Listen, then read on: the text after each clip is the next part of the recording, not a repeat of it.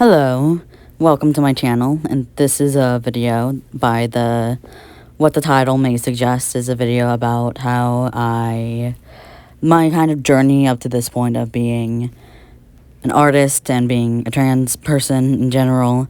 Probably the most relevant thing is my voice. I haven't ever really done a YouTube video that I was really proud of or really recognized. I haven't even looked any of my old videos before I started testosterone, partly because of just voice dysphoria in general, and also my confidence as an artist, which, surprise, may not be very high, even right now.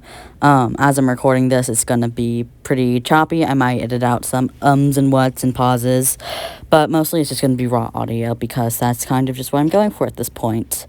And that's, yeah. So, to describe kind of how my art kind of goes in general is either just very, more impromptu, very impulsive. And this was one of the pieces that I wanted to be more thought out, more planned out. You can see a lot of sketching lines, and there's a lot more that I did behind the scenes as well. This is me consistently erasing those antler horns. I wanted them to match a reference image I found on Pinterest. The hands and the tattoos on the chest are pretty much just directly referenced from images off of Pinterest. And the one on the shoulder, the testosterone symbol, is actually a tattoo I want to get because, I've been wanting to get a tattoo of the testosterone symbol for a very long time, but having it in that specific place. Speaking of, I need to do my testosterone. I forgot to do that. Yay, because I'm on the gel. I am thinking of switching to the shot because it is cheaper, and I would very much like to save money. Speaking of money, I would very much like to do YouTube for a living at some point in my life, or at the very least art for a living at some point. If not, a main source of income, a relatively good source of income at some point. I do have TikTok, and I'm not posting Instagram anymore, but I do have Kara and Artful. I just go by Arts No Sin on pretty much all of my art channel places, and you can find me at the areas I just mentioned. Yeah. Regardless, I do want to have a space where I can make a community where we can talk freely about just doing art and being human, essentially, but especially being queer, as especially the political climate of the world is shifting very rapidly. In this section, you'll see me erasing a lot. I think this is kind of where I finally managed to figure out how to draw the antlers to make them look. I didn't want them to look too symmetrical, just because it's like that's not really how the body works while it's always shifting, especially if this person had gotten their tattoos pre-surgery. This isn't a character or anything. I might make it a character at some point, but at the moment he's just a person that doesn't exist and a character that doesn't exist at the moment. But I do have an idea of a cowboy character that does kind of have this energy, but that's a story for another day. But yeah, I really wanted to culminate a community, because the only other really big art YouTuber I know of that's openly trans is Oliver Antics, and he hasn't posted as much as he has in the past, which, given his circumstances, there's no blame on any of that. I hope he's doing well for himself. But I've never been able to really find any trans creators. So sure, there's a lot of queer creators, but there's not a lot of openly trans creators out in the YouTube sphere.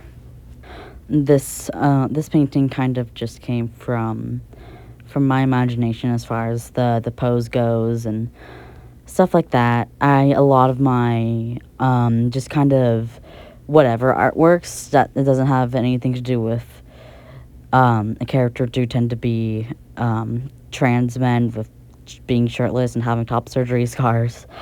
Although I would like to draw more pre top surgery trans men, as well as like other trans people that aren't trans men or just trans people in general. But it's something I definitely relate to, especially as a pre top surgery trans person with a lot of chest dysphoria, especially working customer service. I tend to get clocked a lot. I get misgendered a lot, or just don't get gendered at all because because of the way my voice sounds now. But even when when I'm at work and I'm doing check lanes, I tend to code switch a bit, and my voice will sound more androgynous. But that's sort of for another day as well. But yeah, just being trans is hard sometimes, and definitely having a space where you can just be yourself, talk about it pretty openly.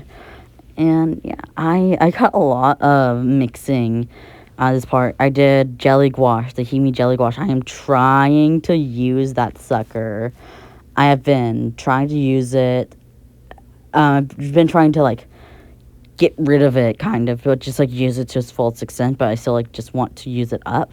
I do have more gouache paints, a lot of watercolors. I have a lot of alcohol markers and just random crap, essentially from Ross. I live really close to a Ross and a Michaels, and that just craft stores and regular stores in general. And I actually just went to Michael's and I got Liquitex art, acrylic art, for $3 because I had a bunch of blue paint on it, but the actual paint was still good. It was raw umber, so it's a really versatile color. So that's really cool. I'm looking forward to using that. And yeah, just being alive. Yay, kind of, not really sometimes. I hope life gets better for everyone, kind of, right now. For most people, at least. That sounds mean, but yeah. And just later on in the sketchbook, I've been experimenting more with like simple shapes. There's a Proco class that does go over how to use simple shapes, and they use like apes for it, and that really helped me understand how shapes work. And it's just not like the three simple shape language shapes, triangles, circles, and squares. They can be blob shapes, and just like I really wanted to explore unique shapes, especially with the black outline of this piece. But yeah, inspiration for this artwork kind of just, I kind of mentioned earlier, a lot of my regular kind of just personal pieces are just trans men that are shirtless. But it's very self-indulgent with inspiration, especially with this piece. As we get into it later, there's going to be like the blobs, which will probably be the finished piece is going to be a thumbnail, so you'll see that part at least. I have posted the finished artwork on Kara and Artful, and on TikTok. I'm kind of trapped in 200 view jail on TikTok, but I'm pushing through it, I guess. I'm with work, especially during the Christmas season, I was working a lot of working, just kind of every day, as much as they could. They would have me there, which, not complaining, made a lot of money, but, it's still kind of rough. And I kind of just lost that kind of creative spirit, I guess, that inspiration to be creative and not be a neo-capitalist workhorse and stuff. And yeah, I feel like nature, especially like deers and trees, and mushrooms, but that's another thing, are very reminiscent of just being being trans, I guess. There's a lot of that imagery with mushrooms and deer. Because they're really fragile looking, but they're still, like, they still thrive and stuff, which I think is just a very, a pretty trans thing, I guess. Not really a trans thing to be frail, but to be looked down upon by other people, but still be thriving in a world that kind of just wasn't really meant for you, I guess. Or it's not, the world's meant for everybody, but other people make it so that it's a lot harder to live. And hopefully one day it won't be like that. But it's kind of a scary time right now. Yay, 2024, pre-election 2024. That's the time I'm doing this voiceover and the time this video is going to be uploaded to YouTube. And, like, just to mention while I'm thinking about it, when I say, like, there's no, like, trans creators in the YouTube sphere, I'm specifically referring to trans mask creators.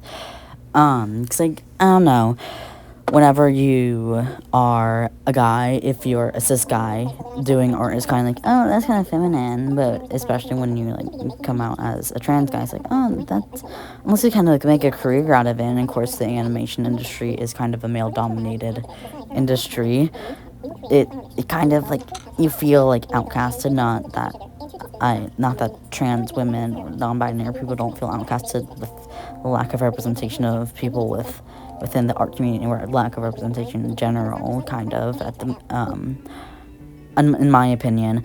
Also, it cuts out really, really bad here because I ran out of storage, so a lot of the process was lost up until kind of this point. I did purposely not record some parts because I didn't feel like they needed to be recorded.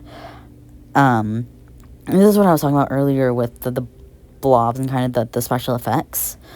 I've been experimenting with that a lot in my sketchbooks, and I feel like it does bring a very special and unique element to my art, which I feel like I kind of lost when I was working so much during the holidays. I kind of forgot how to, I guess, and I'm kind of really getting back into it, but now I do need to start working more hours because I want to move out, I want to get top surgery, I want to do all these things, but it's really expensive to do anything. And yeah, I hope that I can get some traction with this video, and I hope that I can get some more targeted pointers, because YouTube's changing a lot, and I'm, as a neurodivergent person, it's really hard to keep up with anything, including myself, and with YouTube, it's hard to just, yeah, it's not, it's easy, but it's hard. It's easy to do, it's hard to keep up, which I feel like is kind of my motto with procrastination. I'm sure you can relate, but if you have any pointers, I'd love to hear about them. You can see that this guy has, like, orange pants on. I do change that because I felt like they kind of, like, they looked like prison uniform pants, which I didn't want that association. I go over it and make it blend with the blue, and it turns out fine. I didn't want them to pop out. I wanted them to kind of just blend back into the page. I really wanted the focus to be on the person's chest, and just for it to be a painting of just, you're looking at this person and the colors are representing all of the emotion this person might be feeling. Like, they're looking at their body and they finally feel whole in a way, because that's, again, a lot of my art is very self-indulgent.